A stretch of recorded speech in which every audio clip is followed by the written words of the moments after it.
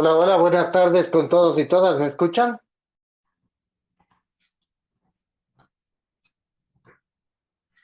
Buenas tardes, doctor. Sí, sí, sí, se lo escucha.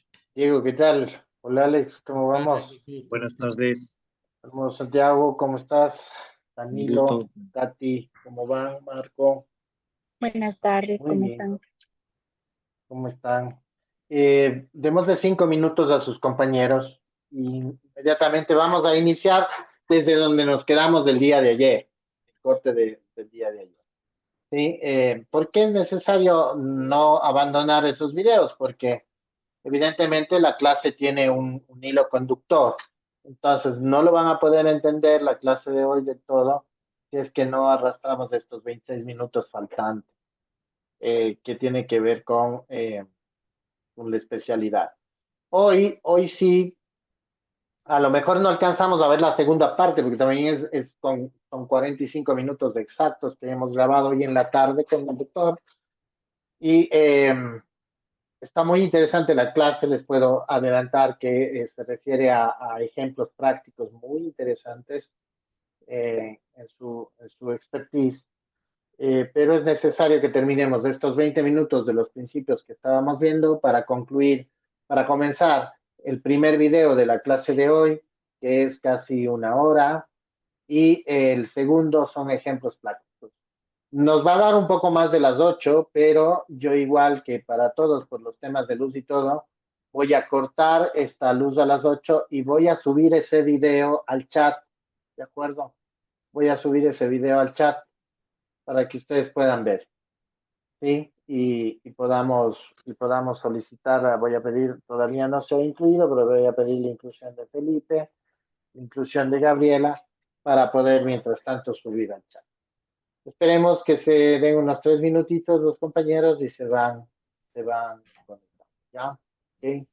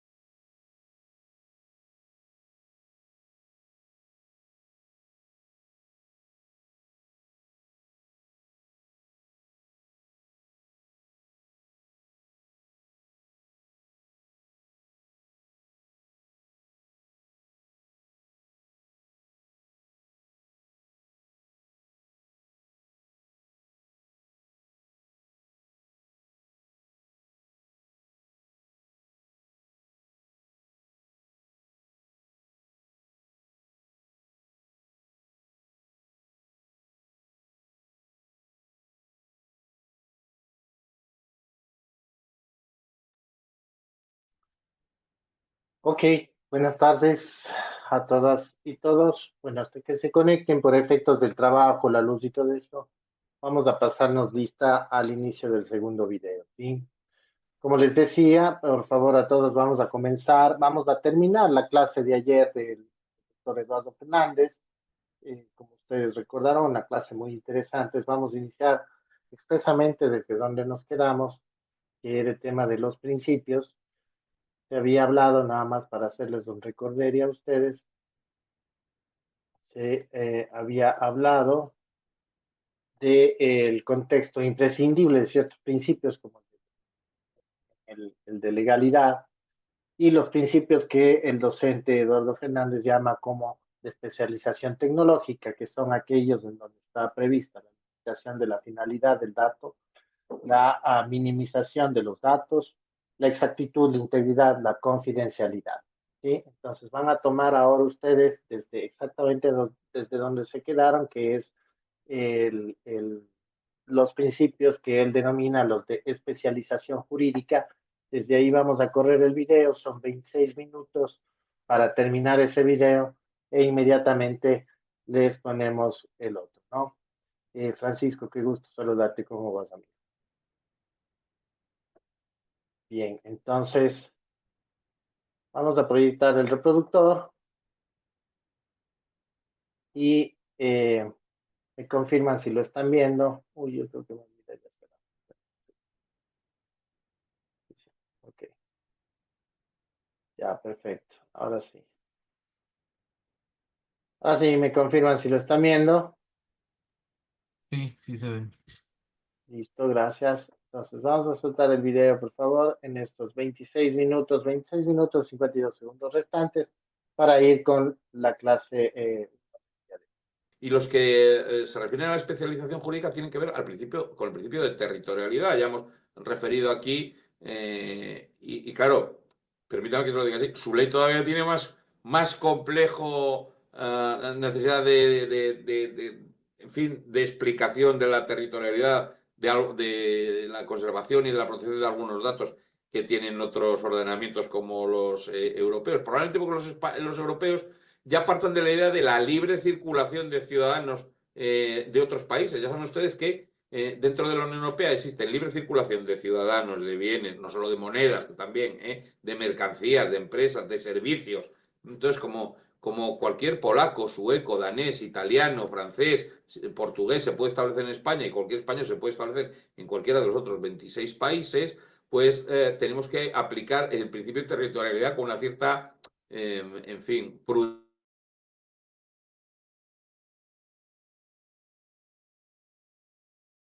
Yo creo que eso diferencia notablemente algunos aspectos de la aplicación práctica de estos principios en su ley y en la nuestra, ¿no? Pero tiene un carácter netamente jurídico, el de licitud o legalidad, el de transparencia, en fin, la responsabilidad, cuánto de esa responsabilidad es exclusiva y estrictamente responsabilidad jurídica. No estamos hablando aquí de responsabilidades técnicas, políticas, no, estamos hablando de responsabilidades jurídicas y la transparencia en la gestión. Bueno, como ven aquí hay algunos principios más que no estaban en el artículo 5 del reglamento.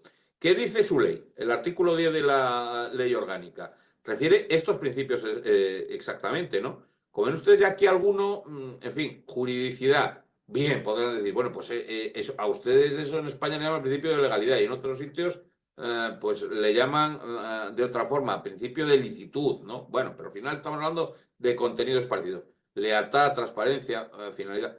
Ya no hablan solo de la minimización de los datos. Su ley, el artículo, habla de la pertinencia de los datos. Y eso ya incorpora algún contenido más y pone algunas delimitaciones materiales a las conductas más cuando pasamos de hablar de los principios a hablar de los derechos, ¿no? Confidencialidad, exactitud, pero una vez más, ustedes tienen ahí un vocablo nuevo que no está en otros sitios, calidad.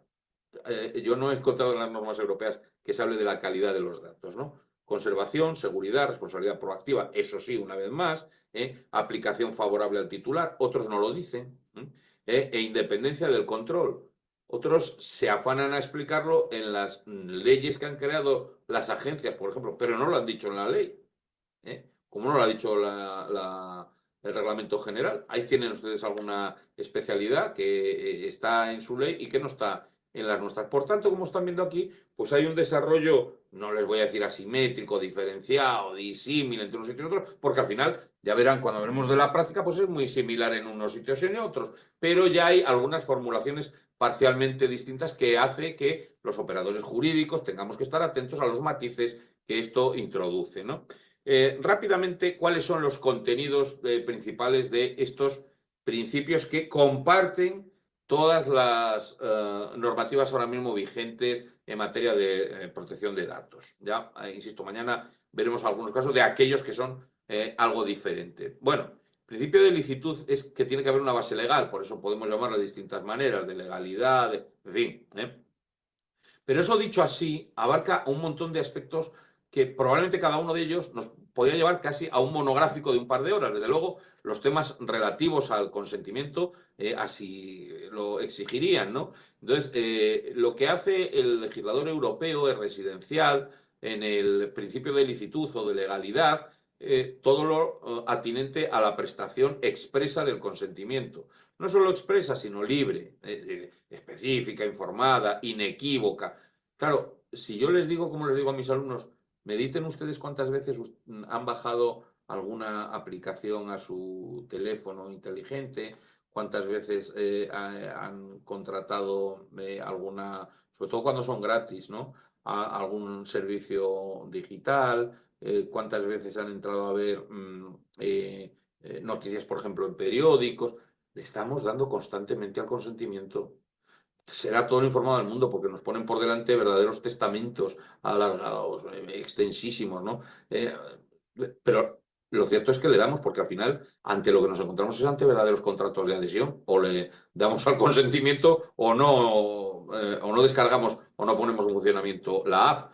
No, pues claro, no merecería esto, y yo estoy seguro que va a requerir, a partir del análisis jurisprudencial de algunas decisiones, sobre todo sancionadoras que adopten las agencias, ¿no va a requerir esto algún tipo de modulación en el futuro inmediato a corto plazo? Yo creo que mucho, que necesita mucho, porque claro, pasar del principio general a la aplicación práctica es un salto enorme y dificultoso.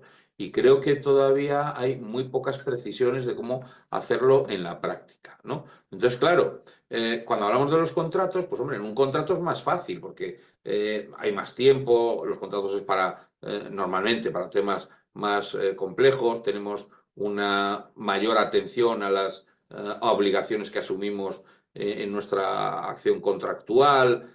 En fin, los contratos tienen una, al menos de forma innata o intuitiva, requiere una mayor atención por parte de los particulares y, por tanto, la prestación de consentimiento contractual difiere mucho de la del consentimiento, por ejemplo, para el disfrute de algunos servicios digitales, ¿no?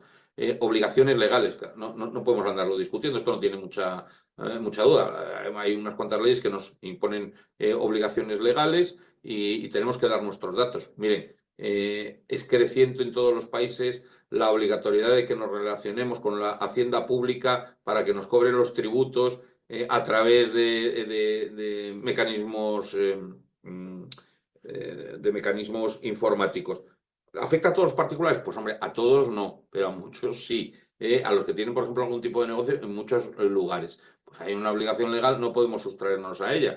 En ese sentido, la aceptamos más fácilmente desde el punto de vista del razonamiento jurídico que el consentimiento. Y sin embargo, los ciudadanos le prestan mucho más atención a las obligaciones legales, que están muy delimitadas normalmente, que a los consentimientos que le damos a un sinfín de empresas y no sabemos lo que van a hacer o con quién van a terminar traficando o monetizando la venta o la transacción de nuestros datos.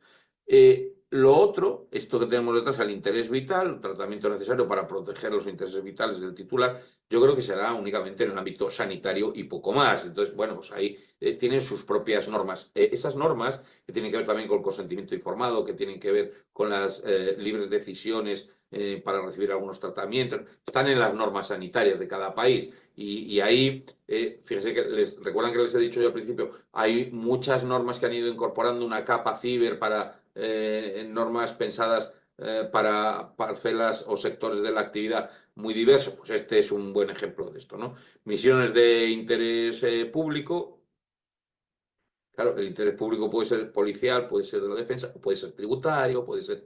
Y ahí empiezan esas zonas grises, híbridas, mixtas, que son tan complejas para los ciudadanos. Y por último, a mi juicio, en fin, altamente peligroso concepto del interés legítimo, siempre como concepto jurídico indeterminado, tantas veces indeterminable, tantas veces abierto no ya a la aleatoriedad, sino a la arbitrariedad del funcionamiento de los poderes públicos. Y ahí yo creo que tendría que desaparecer del principio de legalidad o del principio de licitud en la interpretación. Y yo espero que esto lo vayan corrigiendo los tribunales de justicia, pero debería desaparecer esto de los contenidos del principio de licitud que tienen nuestras normas. Complementariamente del principio de licitud nos encontramos con un principio de legalidad que debería llevar a que el legislador fuese particularmente cuidadoso al exigir nuevos datos en la ley que no tengan otras influencias, otros efectos colaterales, que por la vía de la aportación de más datos y siempre, en fin, con la justificación de una mayor protección y de un mejor conocimiento de los datos, pues tengan otro tipo de impactos. Miren, esta semana tenemos un escándalo legislativo en España, digo, un escándalo relativamente pequeño, ¿no? En fin, una protesta, ¿no? Porque a través de la incorporación de la necesidad de que en algunos datos para el cobro de las prestaciones de desempleo se metan datos fiscales, pues resulta que para meter esos datos hace falta hacer la declaración de la renta y hay un buen número, que se cuenta por miles y no por decenas, de ciudadanos y ciudadanas españoles que quieren cobrar sus prestaciones de desempleo y que no están obligados a presentar declaraciones de sus impuestos de la renta de las personas físicas, esos impuestos que gravan sus ingresos personales, porque no llegan, están en el mínimo exento, no llegan a la cantidad mínima en la que empieza a ser obligatorio. Ahora resulta que para aportar más datos tienen que presentar la declaración. Presentar la declaración quiere decir que les van a cobrar unos impuestos que no están obligados a pagar porque no llegan al mínimo. Pero si no pagan, si no presentan la declaración, no pueden tener derecho a la prestación de desempleo. Fíjense ustedes que, insisto, qué efecto lateral, secundario, impensado cuando se aprueba estas normas de vamos a dotarnos cada vez de mayor conocimiento, de más datos personales de la gente, terminan causando, ¿no? El principio de lealtad, que está muy vinculado con el anterior. El principio de lealtad hace referencia a la legitimidad de la finalidad de la recopilación de los datos. No la legitimidad de los mismos datos en sí, sino de la acción almacenadora de los datos, ¿no? Tienen que tratarse aquellos que sean explícitos, por tanto, ahí volvemos a introducir un problema para aquellos que tengan carácter reservado, legítimos y tienen que ser expresamente para cumplir una finalidad determinada, ¿no? No pedimos los datos para una cosa y los terminamos utilizando para otras, ¿no? O sea que esto limitaría en buena medida el uso comercial y el uso propagandístico de la mayoría de los datos que le damos a ese consentimiento que les decía yo antes de forma automatizada. Si de verdad se aplicara con rigor el principio de fin legítimo, de lealtad en la custodia de los datos, casi ninguna empresa podría negociar con los datos. Y fíjense ustedes, ¿dónde está el secreto cuando decimos algunas veces nos bajamos un software que es gratuito? ¿Por qué nos lo dejan usar gratuito? ¿O por qué nos permiten entrar en este medio de comunicación de forma gratuita? Porque lo monetizan por otro lado, porque esos datos de lo que nosotros vemos, consumimos o nos gusta, se lo pasan a otras empresas. Pero eso es una desviación del principio de lealtad. Eso es una finalidad ilegítima en la recopilación y desde luego, un quebrantamiento del deber de custodia de los datos, ¿no? Por supuesto, la inadmisibilidad de los engaños ya casi cae en estos momentos en la esfera del ámbito puramente penal, ¿no? Más que en el derecho digital o en el derecho administrativo. Pero, en fin, vamos a pensar que la obtención de datos no se hace ni por fraude ni para cometer un fraude, ¿no? Por tanto, vamos a quedarnos en que el problema fundamental del principio de lealtad es el que les decía yo previamente, ¿no? Que es la desviación del uso legítimo. Y ahí es verdad que hay esto tan difícil de medir, que son expectativas razonables de que nuestros datos sean usados para lo que se nos dicen, que nos los piden, pero eso es una expectativa razonable. Yo creo que a estas alturas, si piensan ustedes lo mismo que yo, en fin, francamente difícil de que sea contrastable en la realidad. Mucha más importancia ha tenido el principio de transparencia, que hace también referencia a la accesibilidad de la información, no de los datos, sino de la información de para qué nos piden los datos, cuánto tiempo lo van a custodiar, quién lo va a manejar. A esa accesibilidad me estoy refiriendo, ¿no? Información concisa, información transparente. Ahora yo creo que cada vez está más estandarizada las fórmulas de poner a disposición, en virtud de este principio de transparencia, todos estos datos. Bien es cierto que nos sucede lo mismo que con el consentimiento, que si retiramos alguno, igual dejamos de tener el uso de ese programa o de esos, en fin, software en el que hemos tenido que poner nuestros datos, ¿no? ¿Qué datos son los que manejan? ¿Qué datos se almacenan? ¿Qué saben de nuestra identidad, ¿no? ¿Para qué específicamente los almacenan? ¿En qué tipos de bases informáticas lo van a hacer? ¿Cuál es el tratamiento jurídico de protección de esas bases de datos? No ya de cada uno de nuestros datos individualizados, sino del conjunto de la base de datos, ¿no? ¿Quiénes tienen acceso a ellos? ¿Cuáles son sus destinatarios? ¿Cuánto tiempo se va a conservar? ¿Qué derechos tenemos de los derechos que vamos a hablar dentro de 2 días? Claramente información, eso es la transparencia, desde el momento en que entregamos nuestros datos. Y tiene que hacerse con un lenguaje claro. Ustedes y yo sabemos que los juristas manejamos casi siempre un mensaje, en fin, un lenguaje un tanto oscuro o críptico para el ciudadano normal, a base de tener un lenguaje especializado. Y claro, al final aquí estamos hablando de relacionarnos con muchos ciudadanos que no tienen conocimientos jurídicos, por tanto, debía ser un lenguaje particularmente desprovisto o limpio de tecnicismos de la jerga jurídica, ¿no? Y en un formato accesible, bien, esto del formato accesible ahora mismo ya se cumple todo porque es en el mismo formato en el que nos piden los datos, ¿no? Y eso que acabamos de decir tiene mucha relación con el principio de limitación de la finalidad. Si nos tienen que informar de para qué nos piden esos datos, luego no pueden utilizarlo para otras cosas. O sea que lo que se trata es de garantizar, y en esto ha hecho mucho hincapié la jurisprudencia, y en esto la creación de un principio de limitación de la finalidad es una de las primeras constantes del tratamiento de la protección de datos, aun en ausencia de normativa muy pormenorizada y muy exhaustiva, no se puede utilizar para fines distintos de los que se nos han pedido, y por tanto eso hace referencia a la responsabilidad última, como van a tener en fin, hablando de responsabilidad proactiva de accountability, pero también a una utilización ética, ¿no? Bueno, se pueden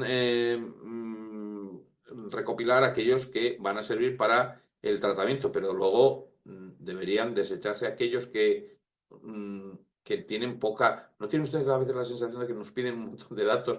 Y bueno, pero ¿y esto para qué? O sea, ¿para qué nos piden tantos datos para este contrato que voy a hacer, para esta cosa concreta, para descargarme este software, ¿no? Bueno, pues esta es una de las preocupaciones principales del legislador, siempre ha estado en los principios de protección de datos, y es uno de los más incumplidos. Si nos atenemos a nuestra experiencia personal, eso es así. Y por supuesto esos fines tienen unas determinadas exigencias jurídicas, ¿no? Tienen que ser fines admisibles en derecho. Eso quiere decir, no ya que no, en fin, tienen que ser específicos, no puede... No, deme los datos para todas las relaciones jurídicas o contractuales que vamos a tener en el futuro. No, lo tendrá usted que detallar para qué cosas en concreto, finalidades específicas, ¿no? Tienen que ser explícitos. Por tanto, no podemos entender que simplemente por darle al consiento hemos admitido de forma tácita que le hemos prestado consentimiento a todo, porque no sabemos cuál es el conjunto, el alcance último de ese todo que nos piden, ¿no? Tienen que ser legítimos. Esto de la legitimidad, entiendan ustedes, en este momento circunscrito exclusivamente a la legalidad. No utilizarse para negociaciones extracomercio, de cosas que no están, en fin, permitidas, ¿no? O para perfeccionar transacciones ilegales. Por tanto, el término legitimidad o fines legítimos es engañoso, vamos a dejarlos en fines legales, ¿no? Y tratamiento posterior incompatible, no pueden utilizarse para otros fines que nos hayan pedido, salvo nuevo consentimiento expreso, ¿no? Y eso también está relacionado con ese principio de minimización de los datos, ¿no? Se tienen que pedir aquellos que sean estrictamente necesarios. Eso lo decía yo antes. ¿Cuántas veces nos piden cosas que no sabemos para qué son? Bueno, todas las empresas nos piden datos por exceso. Primero para su conocimiento, para futuras bases de datos. A veces porque nosotros no sabemos cuáles son los servicios que nos van a proponer en el futuro, pero las empresas sí lo saben. Entonces, ¿cómo se hace esto? Pues hay que hacer un proceso taxativo, tasado, pautado de identificación de en qué consisten los datos mínimos, ¿no? Hay que identificar los fines porque en función de esos fines se necesitarán unos datos concretos y no elevarlos al cubo. Evaluar la necesidad para saber cuáles son los datos estrictamente necesarios. Eso lo tendrían que hacer las empresas. Eso, desde luego, tiene que hacer la administración. Yo voy a confiar en que las agencias de protección de datos cada vez empiecen en su labor inspectora a solicitar más estos evidencias contrastables y objetivables de la necesidad de los datos. Por tanto, que sean sometidos a previa evaluación expresa por parte de los peticionarios de esos datos. Luego hay que limitarlos a los datos esenciales, ¿no?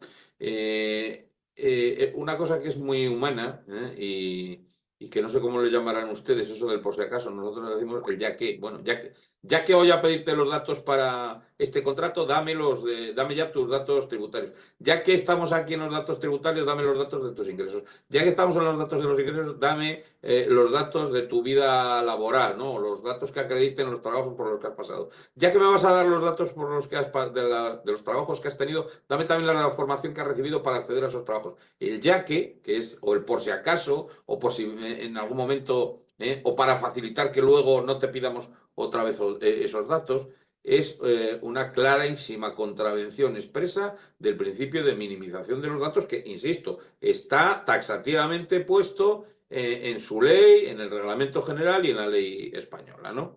Y por último, si se han pedido datos que en algún momento decae la necesidad de custodiarlos o mantenerlos porque hemos dado unos datos para un seguro del coche, dejamos de tener el coche, dejamos de tener seguro, oiga, quíteme los datos desde cuándo tengo yo autorización o licencia de conducción, ¿no? O sea que hay que eliminar los datos innecesarios y anonimizar aquellos que no sean absolutamente imprescindibles. Por supuesto, los datos tienen que ser exactos. ¿Cuánto daño se han hecho con datos inexactos salidos a la luz pública? Pues muchísimos, ya no les digo aireados a veces por los medios de comunicación. Por tanto, ya saben ustedes, y usted lo ha visto que en su ley pone, además, de calidad, no además de exacto. Tienen que corresponderse con la realidad, tienen que ser veraces, tienen que ser completos. Pues claro, si contamos los datos que se han dejado para la petición, por ejemplo, de una ayuda, de una subvención para los estudios universitarios, pero no contamos, por ejemplo, el número de hijos a cargo, pues dos personas con el mismo ingreso no tendrán el mismo derecho a obtener esa ayuda. Por tanto, la compleción de todos los datos es muy importante. Uno nos permitirá saber que uno tiene 5 hijos y, por tanto, mayores necesidades económicas y por tanto, merece más la ayuda que aquel que tiene solo uno y tiene un sueldo, por ejemplo, mayor. Los datos deben ser veraces, pero deben ser también completos. Y lo que es más importante, deben ser actualizados. Fíjense ustedes cómo cambia nuestra situación en fin, casi de un año para otro a veces, ¿no? Situación laboral, a veces también situación de estudios,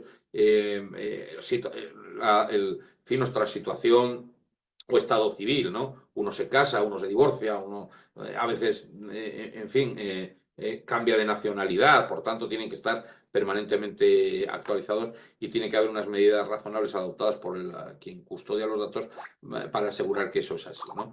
Y tiene, además de que se limite el contenido material, tiene que limitarse el plazo de conservación de esos datos. Tienen que utilizarse solo por el tiempo necesario. Recojan ese ejemplo que yo les acabo de decir de ya no tengo coche, o ya he perdido mi carnet, o ya he llegado a una edad que no conduzco. Hombre, ¿para qué necesita usted tener todos los datos de compañías de seguros que yo he tenido, número de accidentes, multas que me han puesto por circular muy deprisa o por aparcar o estacionar el coche donde no debo? En fin, ese tipo de cosas. Hay que eliminar los datos que no son necesarios. ¿Cuánto tiempo tienen que estar los datos conservados? Pues aquí tenemos un problema más, y es que las normas no son precisamente muy aclaratorias y que no, en todo caso no existe un dato igual para todo. Entonces, ¿cómo se lo ha quitado de encima el reglamento y cómo se lo han quitado las legislaciones nacionales, por lo menos la española? Bueno, pues hay que ver para qué se han recogido. Entonces, en función del para qué, en función de la finalidad, nos va a dar el tiempo. Si el dato es para, nos han pedido nuestros datos de ingresos y de impuestos, por ejemplo, para que nos den un crédito hipotecario o un crédito al consumo para comprarnos el coche, cuando lo hayamos terminado de pagar, el coche o la casa, liquidamos ese crédito o ese préstamo hipotecario o ese préstamo personal, y entonces que desaparezcan de la base de datos nuestros datos de ingresos y de gastos o de seguros o de tributos, por ejemplo, ¿no? Pues atendiendo a la finalidad debía responderse a todo esto. Pero en realidad, en algunas ocasiones se ha optado por una protección meramente cronológica o temporal. Si son datos muy importantes, requiere una mayor protección, y aquí hay, aunque les parezca mentira, dos situaciones distintas. Los datos son muy importantes, el tiempo mínimo imprescindible. Por el contrario, cuando se le pregunta a las administraciones públicas, dicen, no, los datos más importantes para siempre. Hombre, algunos datos los tienen porque los generan las propias administraciones públicas. Un número de identificación de nuestra identidad personal en cada país, o un número de pasaporte. Pero lo genera el Estado, ¿cómo no lo va a tener, no? Pero otros datos, pues nada, ahí tendrían que, en fin, ser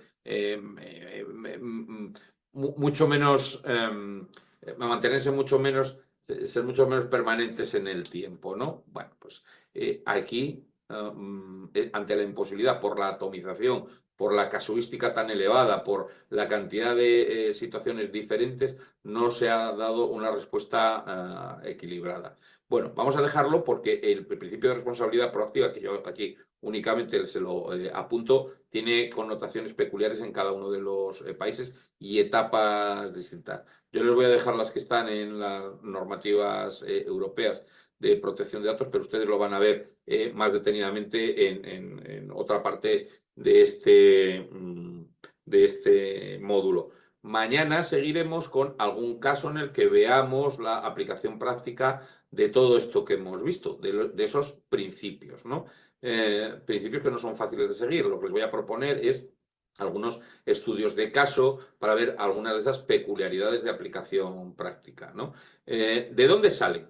Pues, como ya les diré mañana, ante una práctica igualitaria de las agencias de protección de datos en todos los sitios, les voy a poner algunos que hayan sido más sonados o que sirvan para ver más específicamente el alcance, límites y rendimiento jurídico de estos principios que estamos manejando para al día siguiente poder correlacionar o referenciar con estos principios los derechos de los titulares. Así que nos vemos mañana con la parte más práctica de esta, en fin, parte más teórica o abstracta que hemos tenido hoy. Nos vemos mañana.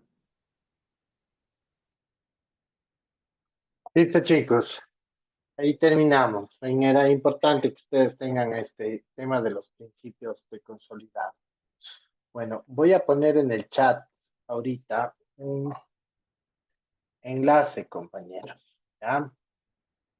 Este enlace que se los estoy mandando es el enlace al video que van a ver ahora. ¿Ok? Es este enlace a la clase de hoy. Voy a repetir el enlace por si acaso alguna duda. Repito, enlace, video clase 1, día 2, ¿ok? Disculpe, Vamos a, doctor, una consulta. ¿Todas sí, las clases con el doctor van a ser grabadas así? ¿Y solo nos sí, vamos a conectar a enlaces de grabaciones?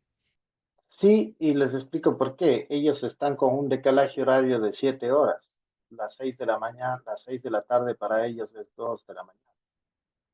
Entonces, lo que hacemos es 2 de la tarde se graba este video, 2 de la tarde Ecuador, y se pasa el video. Como les expliqué, cualquier pregunta que tengan, ustedes la pueden hacer en el chat y nosotros vamos a correr traslado al docente. El docente para nosotros 2:30 de la tarde está a las 9 de la noche grabando para ustedes esta clase. Entonces les pasamos y de todos modos va a quedar subido esto en el aula. ¿Sí? ¿Alguna pregunta adicional al respecto? Buenas noches. Tal vez si podría mandar el enlace al WhatsApp, al grupo de WhatsApp. Voy a mandar el enlace al grupo del WhatsApp y voy a cargar el video al grupo del WhatsApp. ¿Sí? Gracias.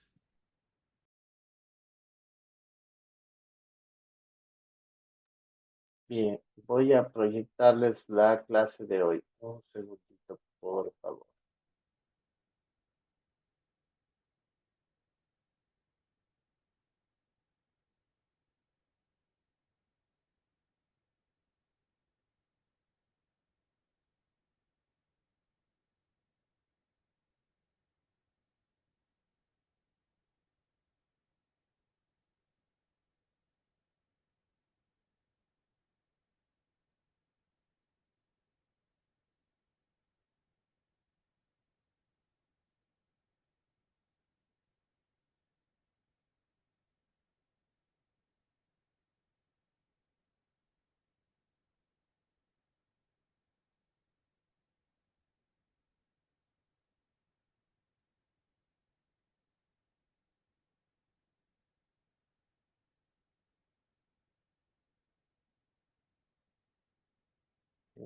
Un segundito, por favor.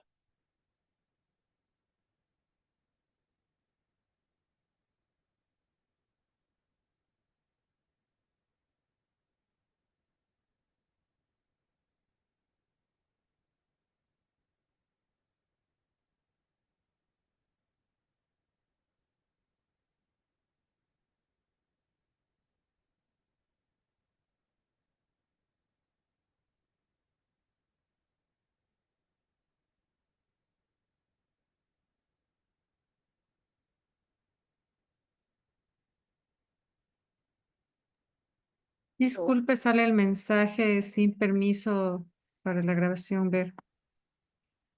Te voy a autorizar, pero creo que estoy con un problema. Estoy con un problema aquí en la nube.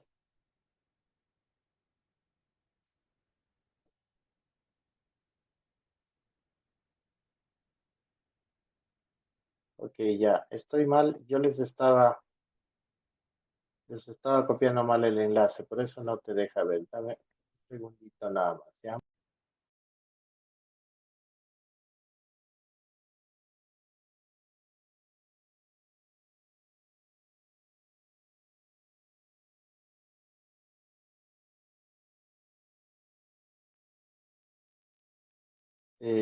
Ya, aquí está el segundo video. Voy a copiarles el enlace.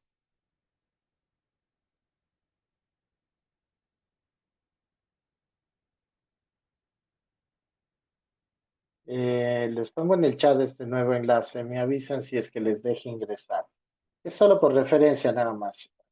O les voy a poner en el chat también para ver si les deje ingresar. Si pueden hacer la prueba ahorita. Si no, mientras ustedes revisan la clase, mientras ustedes revisan el, el video de la clase de hoy, si ven ahí dice código de acceso al final, tiene una nota de un código de acceso. O sea, cuando ustedes hagan clic en este link, les va a pedir este código de acceso. Si lo ven, en el chat está también. En el chat del Zoom y A en mí el me chat del sigue teléfono. saliendo el mismo mensaje que no puedo acceder, no Debbie, tengo sí. permiso. Cuando le dice que debo acceder, no le manda a un código de acceso, no le pide un No, código. no, directo me sale el mensaje. Tommy, sale, no se puede ver la grabación, está sin permiso. Ok, déjame ver cómo corrijo Sí, esto. efectivamente así sale. Es solo para que ustedes puedan verlo.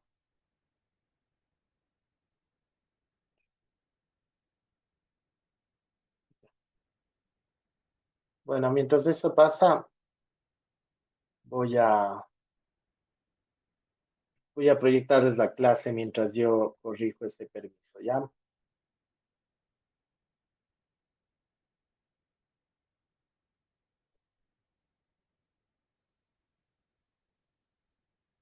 Me avisan, por favor, ¿están viendo la pantalla?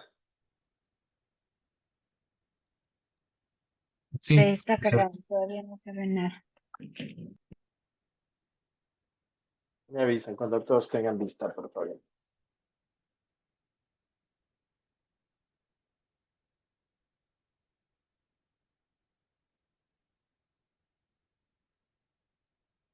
Listo, todos tienen vista ya a la pantalla, es una pantalla negra la que está ahí.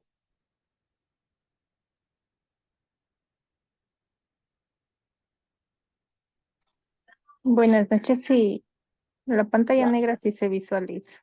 ya, ok, voy a poner en pantalla completa para que lo puedan ver, ¿ya?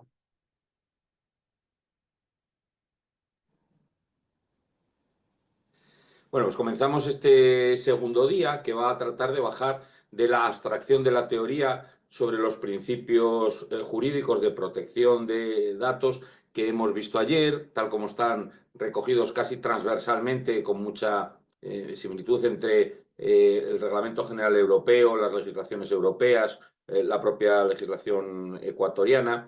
Y vamos a ir a no estudios de caso muy desarrollados en cuanto que algunos de ellos por tocar simultáneamente en las resoluciones o en la jurisprudencia una pluralidad de principios y también por relacionar los principios con los derechos, probablemente nos dieran como para estar entre un cuarto de hora y media hora con cada uno de ellos, lo cual nos limitaría la posibilidad de ver algo que a mí me interesa particularmente, y es que ustedes comprendan que los principios de los que hemos hablado ayer tienen inmediata traslación a la práctica, no se quedan únicamente como principios informadores de las leyes. No sé si a ustedes les pasa igual que a mí, que de los preámbulos, de los principios explicativos, de algunos valores de las leyes, nos vamos directamente sin prestar mucha atención. Yo por lo menos lo hago y probablemente en algunas ocasiones incurra en errores que impidan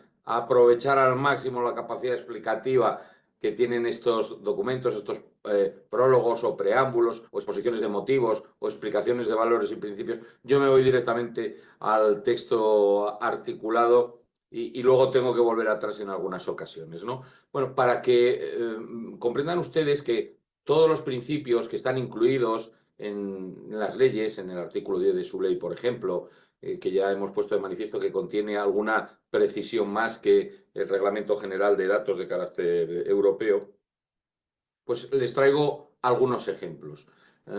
Muchos de ellos son de la práctica europea. Ya verán ustedes que no me refiero solo a la práctica española. Se debe fundamentalmente a que ya se puede medir en un par de décadas y no en años el tiempo que llevan las agencias reguladoras, que llevan los distintos instrumentos regulatorios que a veces no son solo agencias o que son, no son independientes o autónomas del funcionamiento de los gobiernos, sino algunos organismos departamentales de estos gobiernos, algunos ministerios, pero bueno, en todo caso llevan casi 2 décadas, en algunos países ya con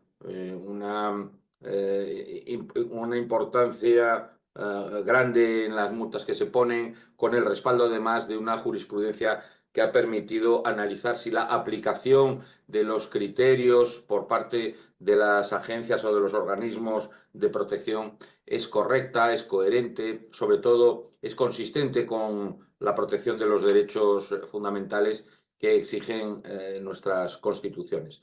Por eso lo que vamos a hacer es un análisis de casos bastante transversal que nos permitirá ver que la práctica totalidad de estos principios regulatorios han tenido traslación a la acción inspectora, fiscalizadora y eventualmente, en su caso, a la acción sancionadora de los organismos. Vamos a empezar por ahí. Pero me parece importante recalcar que esta aplicación práctica de los principios tutelares se manifiesta en potestades administrativas un poco distintas, complementarias entre sí, pero no necesariamente iguales. Y adelanto ya que luego siempre afectadas por el principio de tutela judicial efectiva, que permite a quienes están disconformes, que la inmensa mayoría de las ocasiones son grandes empresas disconformes con las multas que se les imponen en vía administrativa, a acudir a los tribunales, normalmente tribunales internacionales de justicia, como veremos. Por eso es necesario referirnos muy brevemente a la acción de las agencias en la protección de los principios. Más brevemente todavía les voy a decir que de los tribunales no nos vamos a... porque les traigo aquí un ejemplo de la labor de algunos tribunales internacionales, pero yo creo que como se refiere al control de la adecuación, de la legalidad de las resoluciones administrativas de estos órganos de supervisión, pues tampoco necesitamos entretenernos mucho en ello. Ya les digo que vamos a hablar únicamente de en qué medida se afanan o se ocupan en la aplicación y la protección de esos principios. Y los casos de contravención, aquellos casos en los que no se aplica debidamente o directamente se ataca abierta e indisimuladamente lo que prevén esos principios protectores. Algunas precisiones previas. Una primera es que normalmente las agencias tenían en mente, hasta época muy reciente, referirse a datos normalmente textuales, a cifras, a referencias de nombres, de situaciones, en todo caso, siempre texto. La necesidad de proteger también algunos datos frente a tecnologías que cada vez son más capaces de buscar lo que hay detrás de los datos, pero incluso buscar lo que hay detrás de las imágenes. Ven ustedes estos, por ejemplo, estas apps que ponemos en el teléfono y señalando al cielo nos dicen qué estrellas estamos viendo, señalando un edificio nos dicen cuál es. Por ejemplo, Google Maps o cualquier otra aplicación de mapas que nos permiten ver no solo los planos, sino también las imágenes y que han sido grabadas directamente por las calles, mostrándonos claramente algunas actividades comerciales, por ejemplo, pero también rostros de personas que no siempre aparecen debidamente pixelados. Les recuerdo que, por ejemplo, algunas instituciones de defensa o de seguridad han tenido, desde luego es el caso en España, que protestar frente a Google Earth y Google Maps porque aparecían claramente perceptibles hasta un nivel de detalle probablemente mucho más allá de lo que la lógica protectora aconseja, sus instalaciones militares o sus instalaciones policiales. Por tanto, como ven, cada vez hay más capacidad tecnológica para que aplicaciones muy sencillas sean capaces de desentrañar los datos que hay detrás o de conectar las imágenes con datos de carácter personal. Lo más reciente en este sentido son los software muy sencillos, gratuitos, de fácil e inmediata distribución, que permiten identificar personas, ¿no? Y esto ya ha generado un problema mayor de precisión de a qué nos referimos cuando hablamos de datos de carácter personal. Claro, ustedes tienen la suerte de que su ley es relativamente reciente, por no decir muy reciente, y que por tanto presenta la ventaja de haber completado aquellas cuestiones que estaban peor desarrolladas o directamente no desarrolladas. Por eso vemos que tienen alguna precisión más en los principios de protección que hemos visto respecto a la normativa europea y que, por tanto, recogen ya una visión, una noción o un concepto de datos personales muy amplio y, a mi juicio, más acertado que el que recogen algunas viejas normas y en materia de derecho digital podemos hablar de viejas normas cuando tienen ya un poco más de una década algunas viejas normas europeas. Sobre eso ya ha habido ocasión de pronunciarse, todavía aquí no por los tribunales europeos, pero sí por la Agencia Europea de Protección de Datos. Y ahí tienen ustedes una decisión que es muy importante y que se refiere ya no tanto a contenido textual como a contenido de imágenes y vídeos, ¿no? Y es en fin, disputa o el procedimiento abierto por la agencia irlandesa en relación con TikTok. Como ven, es reciente, estamos hablando de agosto del año 23, y ya se pronuncia sobre estas cuestiones que les estoy diciendo, y es que todos los principios de confidencialidad, pero sobre todo de exactitud, de limitación de la recogida de los datos, valen también para las imágenes. Aprovecho para decirle que si tienen interés, vamos a poner a su disposición el texto completo de algunas de estas normas o de al menos el resumen. Ya se pueden imaginar que la normativa europea está casi toda en inglés y desde luego las referencias jurisprudenciales en inglés o en francés, pero las notas, las reseñas, los anuncios de prensa o los resúmenes que hace la agencia europea están directa y exclusivamente en inglés. Es una cosa que nos ha, en fin, que nos ha quedado incluso después del Brexit.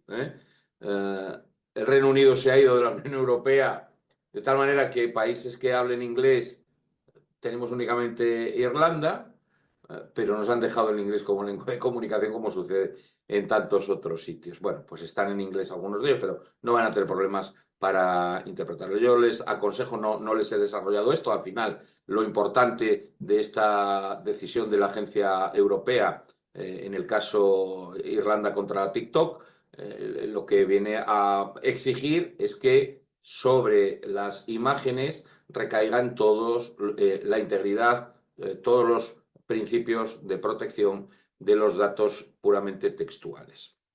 Les decía que tenemos necesariamente que partir de esta consideración de qué hacen en la protección de los principios y no solo en la protección de los derechos las agencias, los organismos diversos de protección de datos personales. Yo no me voy a entretenernos el objeto de este módulo, la estructura orgánica, el funcionamiento, las potestades, la capacidad sancionadora, la cuantía de las sanciones a imponer de todas estas agencias.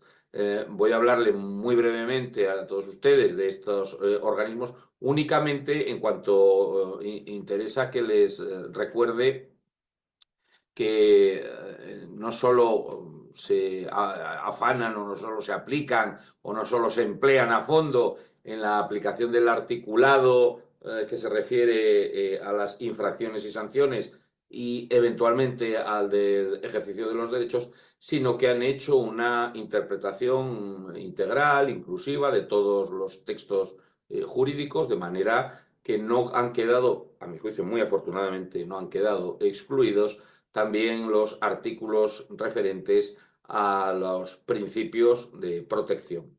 Sobre todo porque los principios de protección permiten entender o integrar todos los elementos protectores o tutelares de normas que son muy avanzadas y que no deben analizarse, digamos, secuencialmente, artículo a artículo, sino que requieren una lectura íntegra, ¿no? Bueno, ¿cuál es a este respecto el papel de estos organismos de protección? Yo quiero insistir en que da igual cómo se nombren. Verán ustedes que hay nombres muy distintos.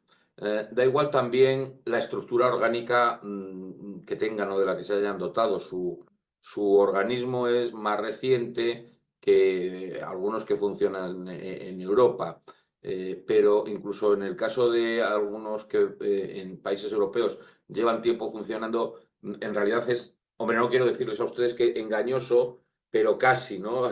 Han estado muchos años aplicando muy restrictivamente normas que ahora son absolutamente imperativas y que han tenido un grado de desarrollo muy abundante, digamos, desde el año 2018 o desde el Reglamento General de Datos Europeo en adelante, hasta aquí, ¿no? Por tanto, la labor anterior de algunos de estos organismos fiscalizadores, inspectores y sancionadores, si yo les cito algunos de los casos, es únicamente en relación con aquellos principios que llevan mucho tiempo ya existiendo y estaban recogidos, aunque fuera más fragmentaria o parcialmente, en las normativas anteriores a las actuales. Por tanto, no nos entretengamos en los nombres, no nos entretengamos en las estructuras orgánicas. Casi les voy a decir que no nos entretengamos en las funciones que cumplen, aunque luego les voy a referir algunas que tienen que ver directamente con los principios de los que estamos hablando en este módulo 2. Y sí es importante destacar que se ha ido avanzando muy decididamente y también de forma absolutamente generalizada en todos los países hacia modelos de organismos de protección que mantienen autonomía de gestión. No digo enteramente autonomía orgánica y presupuestaria de algunos departamentos ministeriales, pero sí autonomía de gestión e independencia o capacidad de aplicación de criterios distintos o más ambiciosos o más exigentes que los que tienen las propias administraciones públicas. Ya veremos luego que hay algunos ejemplos de los que yo les he traído que son sanciones impuestas a las propias administraciones, ¿no? O a países. O sea que por eso es necesario mantener ese criterio de autonomía de gestión, pero sobre todo de autonomía interpretativa del alcance de los principios protectores para que no sufran la presión de los... cuando estamos hablando de los organismos nacionales del gobierno de turno, cuando estamos hablando de organismos internacionales de los países más poderosos. Por tanto, tienen que ser autónomos respecto de los poderes públicos, pero también es importante que lo sean en la práctica respecto de las grandes empresas del sector privado. Verán ustedes cuando empecemos a ver los ejemplos de multas cuantiosas que hay empresas muy reconocibles, empresas que son más grandes que países en cuanto a su capacidad operativa y su disponibilidad financiera, empresas que actúan transversalmente en varios mercados tecnológicos, ¿no? Y por tanto tiene una capacidad de intermediación y a veces de influencia que ha llegado a convencer a algún país. Recuerden, si no yo se lo digo, el caso, por ejemplo, del tratamiento privilegiado que Google ha tenido en Irlanda durante mucho tiempo en Europa, hasta que se le han acabado unas ciertas vacaciones fiscales que suponía un tratamiento privilegiado por parte del gobierno irlandés para que la sede europea de Google pues estuviera en Irlanda y que han sido primero los reguladores de competencia europeos y luego las agencias y la jurisprudencia las que han venido a modular esas capacidades. Piensen que pasa exactamente lo mismo en materia de protección de datos y yo creo que cuando empiecen a funcionar con cierta intensidad, aunque me estoy adelantando un poco, como ven, las agencias de control de la inteligencia artificial, pues seguirán este mismo camino. Por tanto, autonomía del funcionamiento de los gobiernos o de las administraciones o de los poderes públicos, sí, pero también capacidad para no ser influidos. No voy a hablar de corrupción ni de compra de voluntades, ¿no? Sino simplemente para no ser influidos por la posición dominante que algunas empresas del sector privado tienen. No ya que no se reciba financiación para los estudios. En materia de ciberseguridad, los reguladores europeos siempre han llegado a acuerdos con las grandes empresas del sector porque ahí hay un interés confluente y digamos que la persecución de los malos es siempre de un tercero, que no es ni el organismo público ni la empresa privada, sino que son aquellos que producen, aquellos hackers o crackers que producen los ciberataques contra estos sectores. Pero no sucede lo mismo en la protección de datos, porque como veremos, muchas de estas grandes empresas son las primeras que han empezado a comerciar o a monetizar los datos de carácter personal que tienen y cuando forman parte de conglomerados empresariales, de estructuras más grandes, de grupos empresariales, pues empiezan a pasarse los datos de uno a otro. Por eso no se puede aceptar que en materia ni siquiera de investigación para el perfeccionamiento de los mecanismos de control de la protección de datos se reciba ayuda financiera o haya una colaboración estrecha con las empresas del sector privado, porque así no se recibirán instrucciones o por lo menos Ya saben ustedes que la mujer del César no solo debe ser virtuosa, sino también parecerlo. Evitamos cualquier intuición errónea de interferencia por parte de estos grandes grupos empresariales. Ya les digo que algunos con mucha capacidad mayor financiera que tienen muchos estados, ¿no? Bueno, ahora mismo lo que más nos está interesando de estos organismos de protección de datos es su función de interpretación de la legalidad con carácter integral, apreciando en el conjunto si se están cumpliendo la letra de algunos artículos, es decir, aquellos relativos a procedimientos, intervinientes y derechos, pero también el espíritu, que es el que los principios protectores incorporan en cada norma, ¿no? Y es un ejercicio reglado en muchas ocasiones. Ya veremos que los reguladores han tratado de objetivar, en la medida de lo posible, los procedimientos, dando a luz algunos mecanismos y también muchos documentos de puro procedimiento, de derecho procesal, de cómo aplicar la interpretación o cómo, en el caso de los principios, cómo aplicar la ejecución de los derechos en el caso de estos últimos, ¿no? Bueno, pues a partir de ese funcionamiento, digamos, integrado, armónico, interpretativo, siempre en favor de las personas privadas, de los organismos, vamos a analizar cuál ha sido su actuación reciente, porque en esa actuación reciente es la que nos vamos a entretener viendo los estudios de caso o los casos concretos que voy a someter a su interés, ¿no? En Europa tenemos organismos supranacionales, tenemos dos, al final tienen mucha conexión entre uno y otro, sirven para los 27 países que ahora mismo forman parte de la Unión Europea, una vez que se ha salido el Reino Unido, y por tanto tienen también una gran capacidad inspectora, más que las agencias, que los organismos nacionales, ¿no? Tenemos, en primer lugar, un Comité Europeo de Protección de Datos, que es un organismo independiente al servicio de la Comisión. Ya saben ustedes, ayer les avancé un poco, que el gran ejecutivo comunitario es la Comisión Europea, es un gobierno que se someterá a una investidura la próxima semana. La próxima semana empezará a funcionar una nueva comisión, la comisión von der Leyen II, porque la presidenta de la comisión ya estuvo el mandato anterior. Ahora han cambiado muchos de los componentes. Para que se hagan una idea, el equivalente de los comisarios europeos serían los ministros en los países. Por tanto, es un gobierno, un ejecutivo de gabinete, exactamente igual que el que podemos tener o en Ecuador o en España. Entonces, esa comisión tiene un organismo independiente, pero que le presta asesoramiento, asesor y consultivo, que es el Comité Europeo de Protección de Datos, que no solo es necesario consultar cada vez que se modifica la normativa comunitaria europea, sino que hace una labor muy importante de cohesión.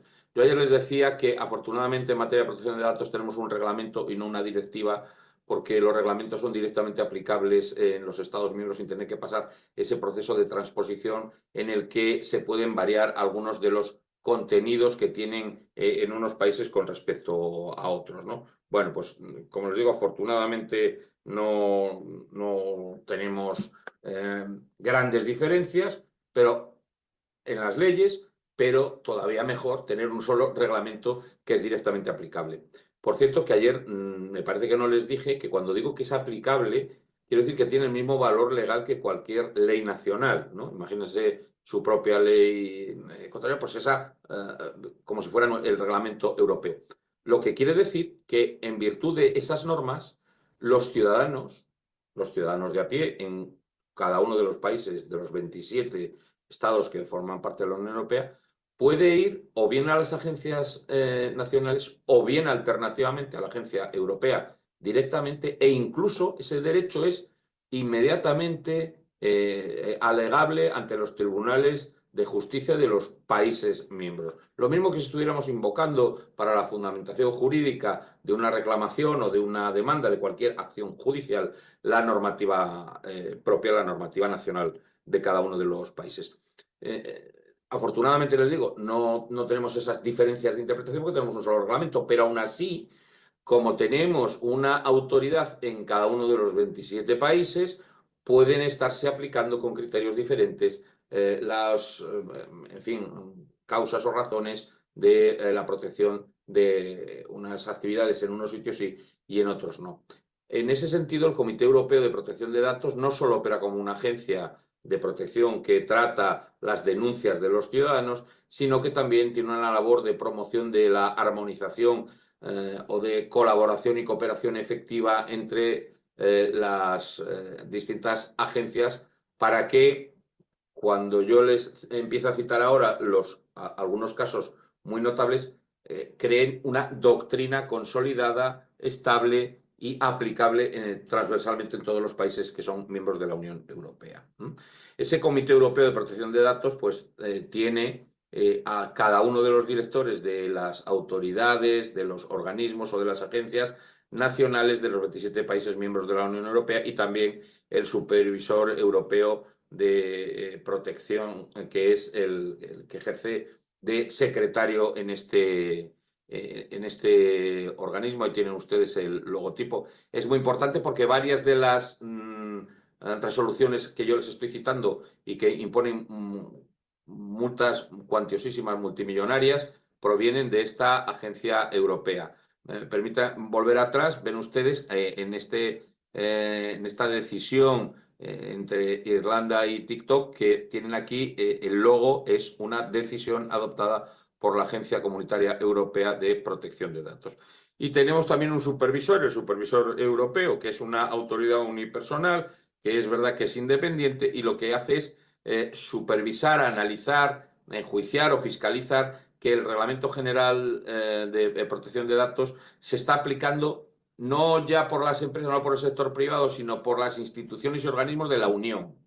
No está fiscalizando la labor ni normativa ni ejecutiva de gestión de los países miembros, de sus gobiernos, menos aún de sus empresas, sino la de las propias instituciones comunitarias, que, como saben ustedes, pues son muchas. Aquí siempre se dice que la burocracia de Bruselas es ingente y que hay miles de funcionarios trabajando en la comisión. La comisión, al final, les decía yo antes, es un gobierno de gabinete. Es verdad que se llaman comisarios y no se llaman ministros, pero debajo hay secretarios, debajo hay directores generales, subdirectores generales. Hay un entramado administrativo que maneja un presupuesto inmenso. La verdad es que no me he acordado de mirar cuál es el presupuesto de la Unión Europea para el último año, para que puedan ustedes comparar con su propio presupuesto nacional. Pero en todo caso, ya les digo que es ingente, ¿no? Eso hace que en fin, que la burocracia se haya ido imponiendo, que la protección que se le reclama a los Estados miembros no lo aplique siempre igualmente bien la propia Unión. Estaba mirando ahora mismo, tiene 189.000 millones de euros, que son unos 200.000 millones de dólares, el presupuesto de la Unión Europea de este año, para que puedan comprobar en qué medida encaja su presupuesto nacional varias veces en este presupuesto europeo. Pues les digo, con ese presupuesto, para moverlo, para aplicarlo, para llevar a cabo obras, para llevar a cabo servicios nuevos, pues hace falta una burocracia. Y esa burocracia no siempre se atiene al reglamento general. Entonces, era una paradoja que la Unión Europea fuera, en fin, un órgano de vigilancia de lo que se está haciendo en todos los países, pero a su vez nadie supervisara que la propia administración, hablamos de los poderes públicos, de la administración pública comunitaria, lo estuviera aplicando bien. Y, por tanto, junto con esa agencia que sirve a los intereses de los particulares europeos, se ha creado este organismo unipersonal de supervisión para velar por la aplicación recta del reglamento en los organismos comunitarios, ¿no? Bueno, los organismos nacionales han desarrollado también una doctrina propia en cada uno de ellos, insisto que muy consistente o coherente entre sí con la normativa europea, que se encarga de la protección de datos, también a la hora de aplicar los principios que hemos visto ayer y que hoy vamos a ver de forma desagregada. No nos vamos a entretener con todas estas, simplemente les dejo aquí cuál es el nombre de las principales. La Information Commissioner's Office en el Reino Unido, la Comisión Nacional de Informatique de Liberté francesa, bueno, la italiana, ¿verdad? La española, tampoco me voy a entretener mucho en la española, simplemente que vean que ya tiene una andadura de varias décadas, se creó en el 92, empezó a funcionar en el 94, ha cumplido 30 años ya de velar por los datos de todo el mundo. Bueno, no me voy a entretener con esto porque lo único que quería es que tuvieran en cuenta que todas estas agencias velan por la aplicación de los principios, insisto, no solo del articulado de los procedimientos o de los sujetos intervinientes, quién hace qué, ¿no? Y tenemos un organismo, o mejor dicho, no es un organismo público, es una red, y ya saben ustedes que las redes son bastante más inarticuladas, y si somos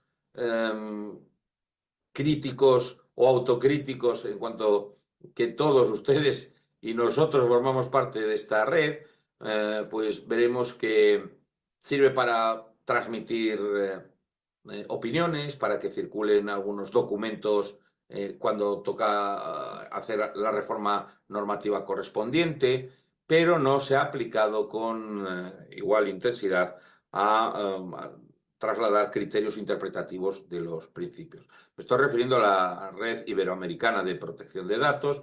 Si tienen ustedes curiosidad, entren en Internet a ver Red Iberoamericana de Protección de Datos. Se van a encontrar todos los países que forman parte de ello. Les invito a que vean ustedes cómo está recogido el organismo de su país. Lo digo para que no parezca que si se lo digo yo hay una, en fin, hay una crítica desde una cierta altivez eurocéntrica, porque no es así, porque yo les estoy diciendo también lo que creo que en el propio sistema jurídico español y en el europeo comunitario no funciona bien, pero, en fin, entren ustedes a ver que se encuentran, porque igual se encuentran página en construcción todavía, ¿no? Bueno, ahí están todos los organismos de supervisión, de control, de fiscalización y de sanción de todos los países iberoamericanos. Me parece una buena iniciativa. Es una iniciativa que tiene ya, no crean que es muy reciente, ya tiene 20 años, ¿no? Y en 20 años yo creo que, fíjense lo que ha avanzado la tecnología y la informática en 20 años. Tendría que estar haciendo muchas cosas más de las que se previeron en el año 2002 con su creación en la cumbre de jefes de Estado iberoamericano. Bueno, pues probablemente igual hace menos porque se ha ido confiando en mayor medida la capacidad protectora a las empresas, a los organismos nacionales. Bueno, ¿qué hacen estos organismos de protección, estas agencias de protección? Pueden ustedes comprobarla que en su propia ley se recogen unas funciones muy similares a estas. Lo que yo he hecho aquí es ponerles desde esa visión comparada que ya les anunciaba ayer, lo que se recoge en el común. Este es el común denominador de toda la normativa, tanto europea como americana, y se lo dejo para que vean que algunas de las funciones que hacen tienen directa relación con la aplicación, interpretación, exigencia última de los principios de los que venimos hablando en este módulo.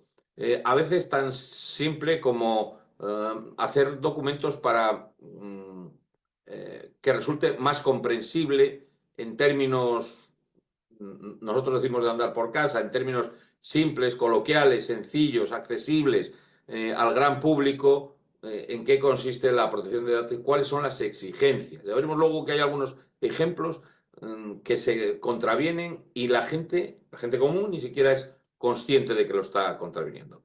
Por tanto, se aplica la sensibilización respecto a las normas que hay que aplicar, cuál es el ejercicio de los derechos, en particular por los de rectificación o los del olvido, pero también a la aplicación de los principios. En el asesoramiento a los parlamentos nacionales, a los gobiernos, a las instituciones de cada uno de los países, a las administraciones que tienen que aplicar sus propias normativas públicas de protección de datos, lo que sirven estas agencias, estos organismos es de, bueno, lo que hacen es darles algunas pistas, darles algunas ideas, decirles qué es lo último que se ha ido avanzando, tener una visión comparada como la que estamos impartiendo en este módulo, de qué se va a ir progresivamente añadiendo a medida que las leyes se van actualizando en distintos países. Luego verán que tienen otras funciones en las asignadas a estas agencias, a estos organismos, que no tienen que ver con los principios, por tanto no lo vamos a avanzar, ¿no? Pero sí hay un gran proceso de investigación en la aplicación de los principios cuando llegan las reclamaciones de los particulares.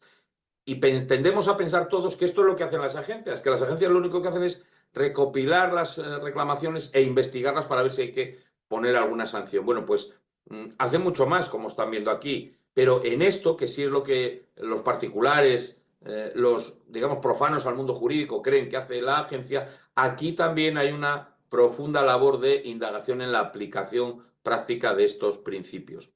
Y por si no se aplican suficientemente bien, por si los principios no se interpretan de forma coherente por todo el mundo, y todo el mundo ya no me refiero a distintos países cuando lo vemos en la visión comparada europea o internacional, sino por los distintos operadores técnicos no jurídicos en cada uno de los países, estas agencias están promoviendo cada vez más códigos de buenas prácticas, códigos de buena conducta que permitan la ampliación de esa visión garantista que proviene no solo de las normas, sino también del planeamiento que funciona en paralelo. Es muy importante saber que a los efectos de estos casos que vamos a ver hoy en relación con los principios, estos organismos desarrollan potestades, capacidades o funciones con respaldo jurídico coercitivo, que en definitiva a eso nos referimos cuando hablamos de las potestades administrativas propias del derecho administrativo, para investigar y también para proponer medidas correctivas. De hecho, verán ustedes hoy que gran parte de las multas más graves o más cuantiosas que se ponen en muchas de las agencias tienen que ver no tanto con una sanción inicial, sino con la observación de que el afectado, normalmente una empresa, deja pasar mucho tiempo sin aplicar las medidas correctivas propuestas para mejorar la situación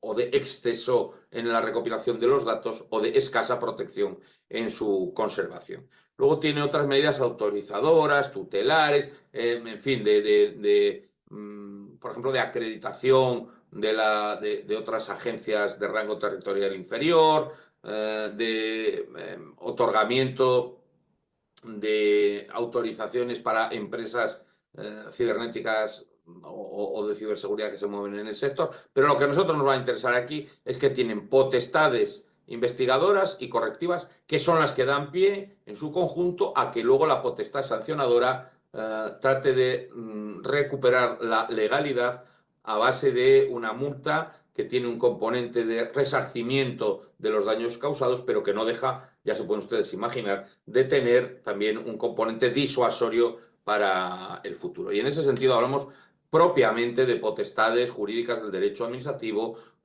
con una sanción, con una capacidad coercitiva muy relevante. ¿Cómo hacen estas agencias para aplicar los principios protectores que hemos visto ayer y hoy? Bueno, tiene un criterio, digamos, orientador global, y esto es muy importante, ¿no? Tienen una visión teleológicamente ordenada a la protección de los derechos y libertades fundamentales. Lo que protegemos en los datos, como dijimos ayer, en el minuto 1 en el que hemos empezado este módulo, no es tanto los datos en sí como los derechos que las personas tienen sobre esos datos.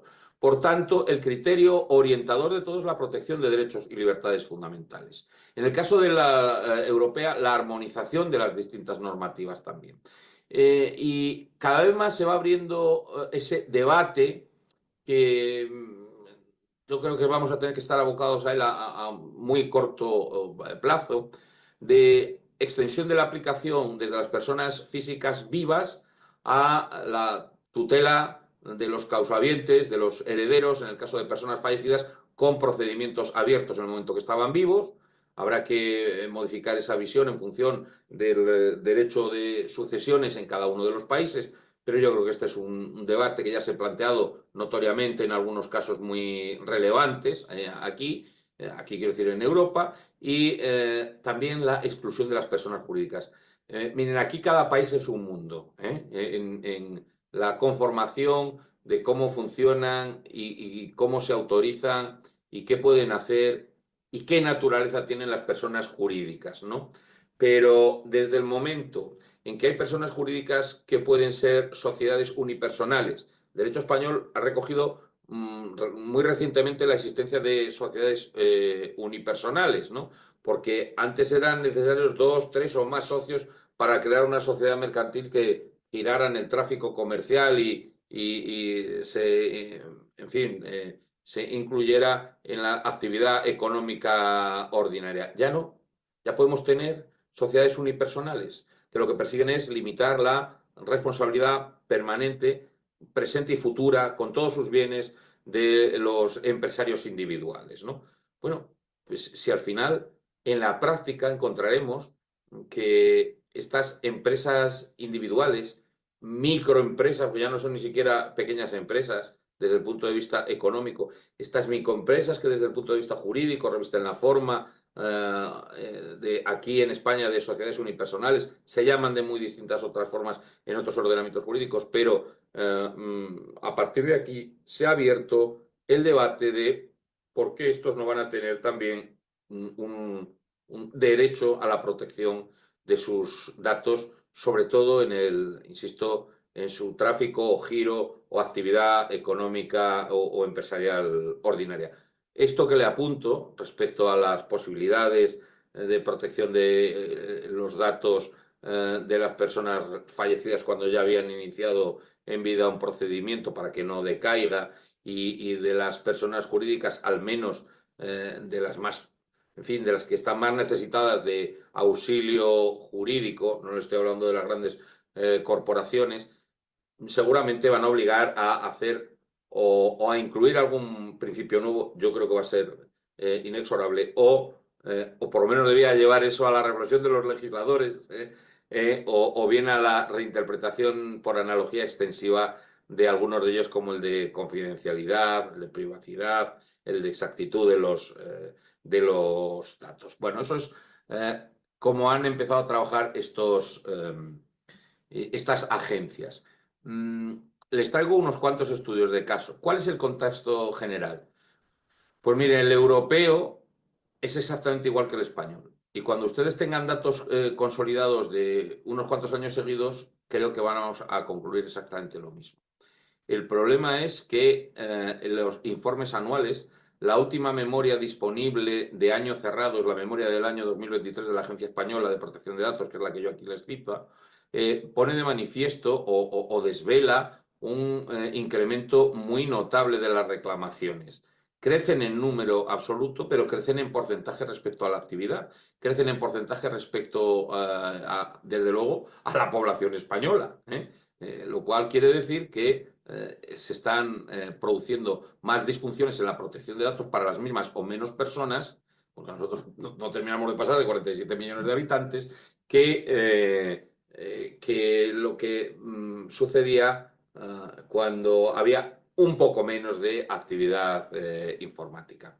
Bueno, fíjense estos datos. En el año 2023, en España, se han presentado 21.590 reclamaciones.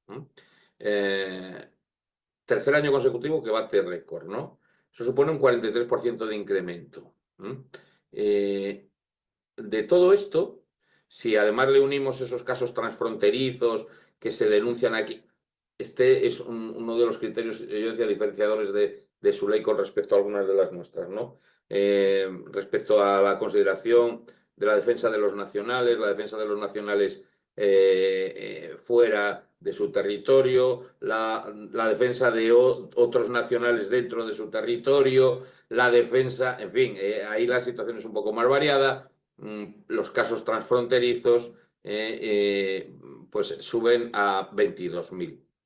No sé si a ustedes les parecen muchos o pocos, pero les voy a decir que el problema es que en la tramitación de estos casos, si se han tramitado pues, 22.000, pueden haberse dejado por el camino, pues esto seguramente no llegará a ser un 10%. Mire, le voy a referir, no pensaba hacerlo, pero le voy a referir mi propio caso del mes pasado. A mí me han hackeado la tarjeta de crédito. Bueno, eso es un ciberataque normal, con un delito contra el patrimonio, en cuanto que me han sacado dinero de ella. Es verdad que ya aprendí una vez que me sacaron unos 12.000 euros, ya ven ustedes que eso son más de 13.000 dólares, con los que compraron billetes de avión, compraron, en fin, teléfonos en Alemania, billetes de avión en Estados Unidos, en varios países asiáticos, utensilios electrodomésticos, tal.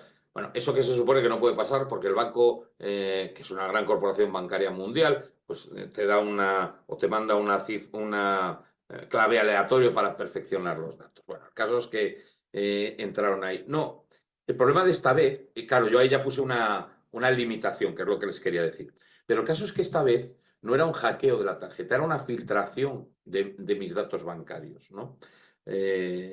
Una filtración de los datos bancarios como consecuencia de algo que yo no hago nunca, pero que estaba, bueno, son esas conjunciones del azar, del destino, que en una reserva de un hotel hace 15 días no funcionaba la central de reservas en ese momento y tuve que hacer la reserva por teléfono. Bueno, pues ahí es donde hubo una filtración de los datos a partir del hotel. Bueno, eso te obliga a hacer unas cuantas cosas, ¿no? Desde anular, pedirle al banco que te reintegre. Por cierto, a la mañana siguiente tenía el dinero reintegrado, o sea que ya los bancos se van cubriendo con muchos seguros o con muchas capas de empresas aseguradoras para evitar que les suceda esto con las tarjetas de crédito, con las identificaciones bancarias y tal, pero lo que les quiero decir es que ese caso, por ejemplo, no es denunciable a la agencia de datos, de protección de datos. Yo tuve que ir a la policía y hacer una denuncia policial que dará un atestado penal que no se sabe dónde termine. Mire, cuando me extrajeron los 11.000, la última referencia que había de por dónde había venido el ciberataque se perdió en Nigeria.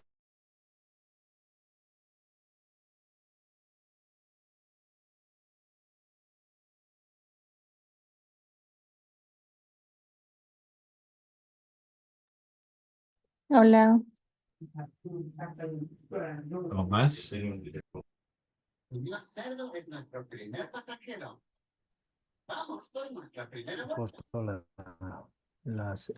Hola, sí.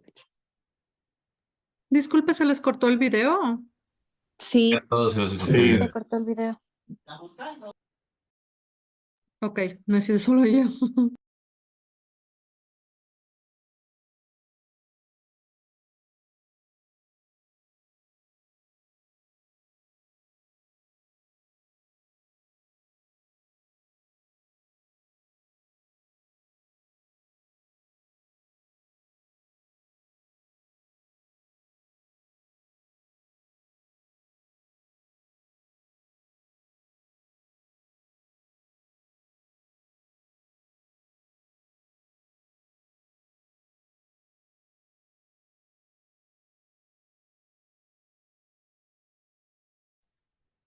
Disculpas, chicos, tuve un cambio en el switch de luz.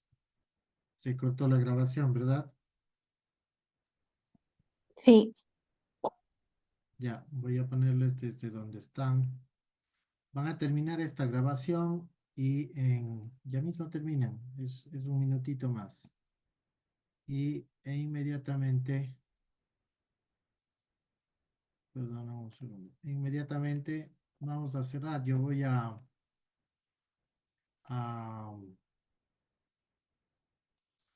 descargar la otra y cargar con ustedes unos minutos. No la vamos a ver ahora porque faltan 35 minutos de la siguiente, pero de esta faltan unos minutos. Es importante terminar, por favor.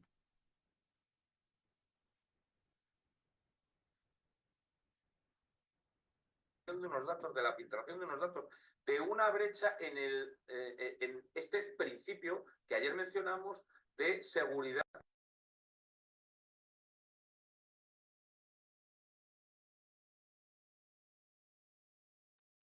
Está sin audio.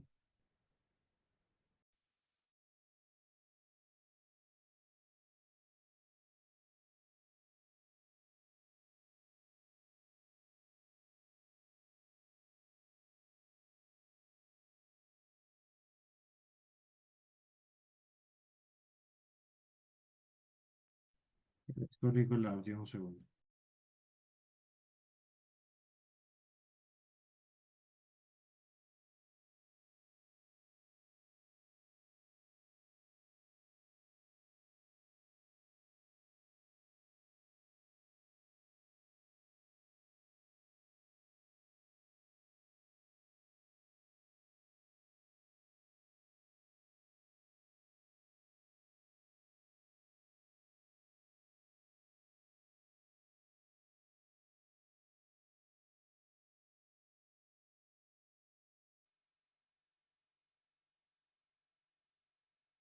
Como consecuencia de la exfiltración de unos datos, de la filtración de unos datos, de una brecha en este principio que ayer mencionamos de seguridad en el mantenimiento de los datos.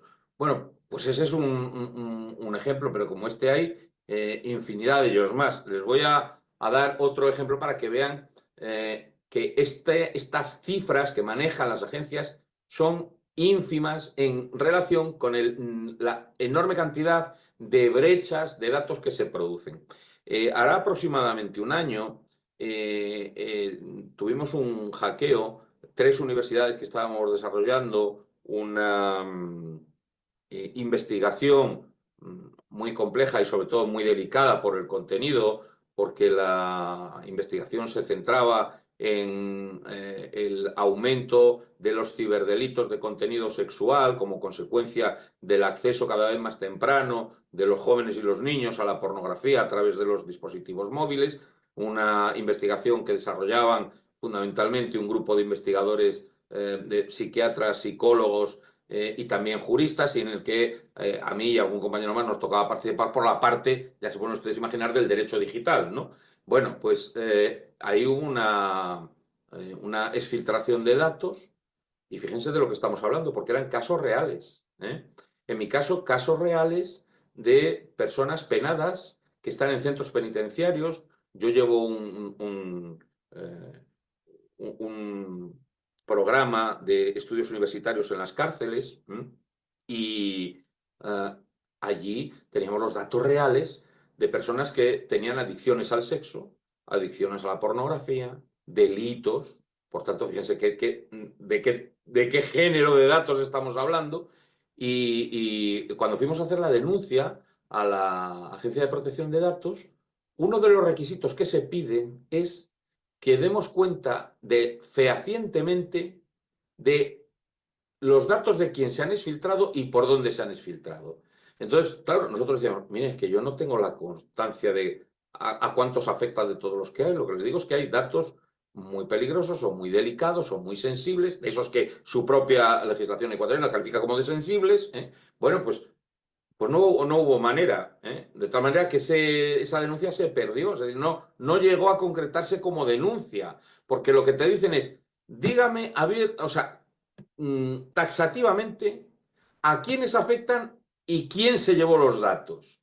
Por eso todos los casos que les voy a poner es contra grandes empresas, porque es contra las que recurre la gente, porque hay que individualizar no solo el daño y el alcance de ese daño, el alcance material y subjetivo, sino también tenemos que tener constancia de quién hace estas contravenciones de los principios de los que estamos hablando. Y eso es francamente difícil porque muchas veces sabremos que nuestros datos no se han custodiado bien, o se han terminado contando, o se han almacenado más datos de los que necesitamos. Pero cuando hay más de un interviniente, y piensen que en las relaciones digitales en muchos casos hay más de uno, porque intervienen servidores, porque intervienen más de una empresa, ya no les digo más de una persona, que eso es casi siempre, es muy difícil que tengamos la capacidad de, en el momento de hacer la denuncia, sin mayores o ulteriores averiguaciones posteriores, de decir quién es el responsable. Y si no hay un responsable directo, en la legislación europea no se admiten en las agencias este tipo de reclamaciones. Le he puesto estos dos casos en los que yo he tenido, en fin, los he sufrido casi como víctima en ambos casos, para ponerles de manifiesto que 22.000 reclamaciones no son muchas, por mucho que nos parezca un número muy grande, sino que son un número muy reducido en función de todo lo que se produce. Se sanciona por el incumplimiento de estos principios en el sector privado. Pensamos que solo en el sector privado. A grandes y pequeñas empresas. Pequeñitas empresas, muchas, porque tienen muy poco cuidado, porque no tienen protocolos activados, porque no tienen cortafuegos, porque no tienen antivirus, porque adoptan pocas medidas de seguridad con sus datos, pero es que igual con sus datos van también los datos de sus clientes, cuando tienen páginas web en las que se hace comercio, tienen tiendas electrónicas, ¿no? Y también a las grandes empresas, me interesa decírselo para que no parezca que las grandes empresas, una vez más, que los grandes salen incólumes de todos estos problemas porque se escapan o porque tienen gabinetes jurídicos que son capaces de perseguir hasta el final, recurso a recurso, la consecución de la exención del pago de las multas. Fíjense que le estoy poniendo aquí, la Agencia Española de Protección de Datos publica las sanciones de más de 1 millón de euros impuestas a compañías durante el 21. Cada expediente más de 1 millón de euros. Piensen ahora que el dólar y el euro ya no están en paridad. Otra vez está un poquito más fuerte el euro, entonces pues aproximadamente puede ser 1.100.000 dólares más o menos, o por ahí, no lo sé muy bien cómo está de hoy. Vodafone, el BBVA, Mercadona, grandísimas empresas que incumplen, por tanto, sector privado. Pero no solo eso, mire, esto que les dejo aquí son algunas referencias de sanciones a gobiernos regionales y locales españoles, a las municipalidades, a los ayuntamientos, a las entidades, a los poderes, a los gobiernos locales, pero también a los regionales. Vamos a ver ahora, después de la pausa, algún ejemplo en el que también, no solo a entidades dependientes de la Administración General del Estado central, nacionales, sino que incluso algunos de ellos son organismos policiales. Ven ustedes aquí que hay muchos que son ayuntamientos y abajo tienen ustedes departamentos. ¿Qué son los departamentos o las consejerías? Piensen ustedes que España es un país descentralizado y desconcentrado, que tenemos regiones que han pasado a ser comunidades autónomas, para no llamarles Estado. O sea que tenemos un Estado desconcentrado y multinivel, que no llamamos federación ni confederación, pero que funciona en la práctica con unas comunidades autónomas que tienen muchos más poderes que algunos land en Alemania o que algunos estados en México o en los Estados Unidos, así, ¿no? Entonces, la sanidad, incluida la atención hospitalaria y la educación en todas las facetas, desde los 3 años hasta que uno sale de la universidad, no corresponde a la administración del Estado, no lo hace el Estado español, no lo hace el gobierno, no lo hace el Ministerio de Educación o el Ministerio de Sanidad, lo hacen cada una de las comunidades autónomas. Bueno, pues a estos también se les sanciona y por tanto no quedan ahí solo en la sanción de los entes privados. Si les parece, hacemos ahora la pausa que les corresponde y después de haber visto estos principios, estos procedimientos y estos criterios interpretativos y aplicativos de la responsabilidad por la protección de los principios, no solo de los datos, sino de los principios rectores, vamos a poner ejemplos, digamos, principio a principio, si les parece, en la segunda parte de la clase de hoy.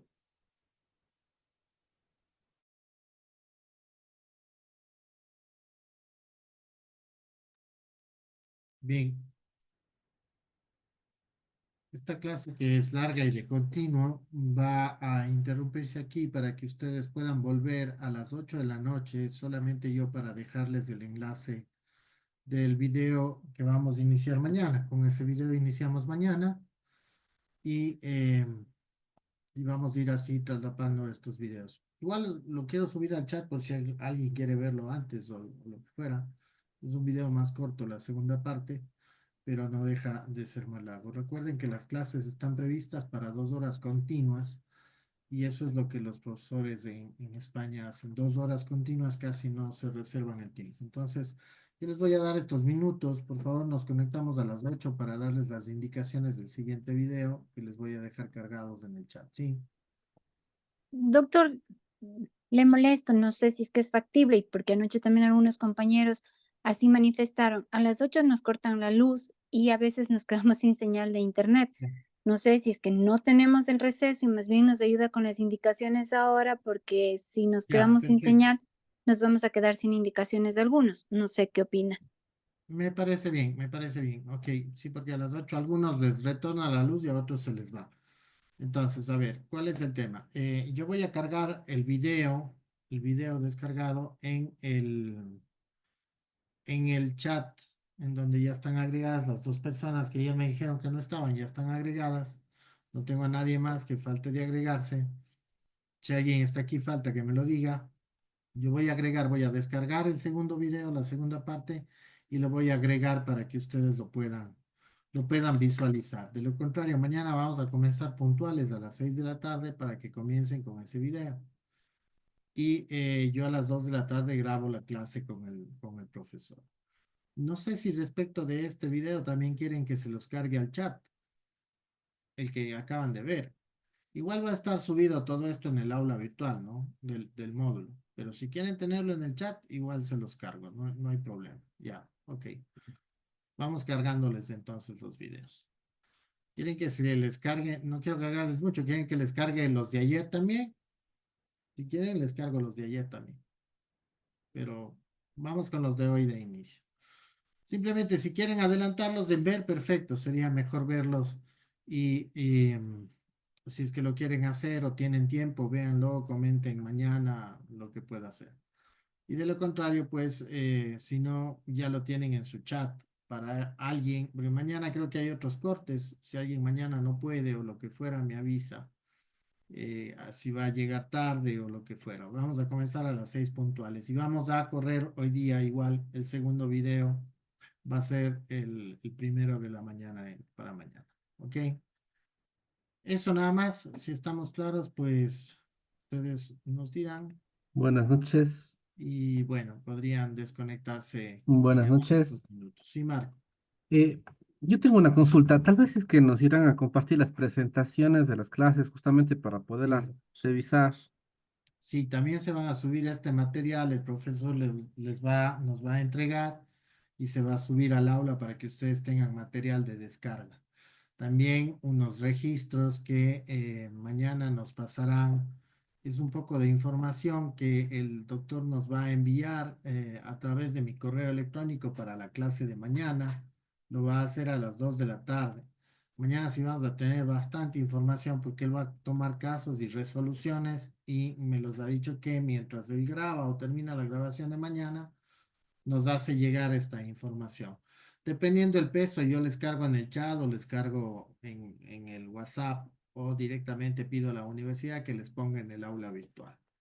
Igual va a estar todo subido, ¿no? Eso básicamente. ¿Algo más? Listo, ok. Bueno, entonces nos vemos el día de mañana a las 6. Yo voy a quedarme preparándoles el material y cargándoles los videos, ¿de acuerdo? Gracias, Bueno, doctor. Gracias, buenas noches. Gracias, buenas noches. Muchas gracias. Buenas noches con todos. Gracias, buenas noches. Gracias.